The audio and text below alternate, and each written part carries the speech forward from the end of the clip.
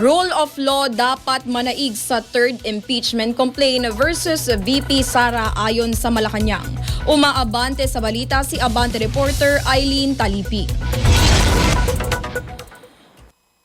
Pinanindigan ng Malacanang ang pagdistansya sa mga isyong kinakaharap ni Vice President Sara Duterte, lalo na ang may kinalaman sa politika. Kasunod ito ng ikatlong impeachment complaint na isinampas sa Kamara nitong Lunes laban sa Vice Presidente. Ayon kay Palace Press Officer Atty. Claire Castro, tungkulin ng Kongreso na pag-aralan kung may batayan ang impeachment complaint ni VP Sara. Ang posisyon anya ni Pangulong Ferdinand Marcos Jr. ay dapat na manaig ang batas at kung may dapat na managot ay panagutin. Ang ikatlong impeachment complaint laban kay VP Sara ay inihain ng religious groups, mga pari at madre at mga abogado na may kinalaman sa umano'y hindi may paliwanag na paggasta sa tinatayang 612 million pesos na halaga ng confidential funds.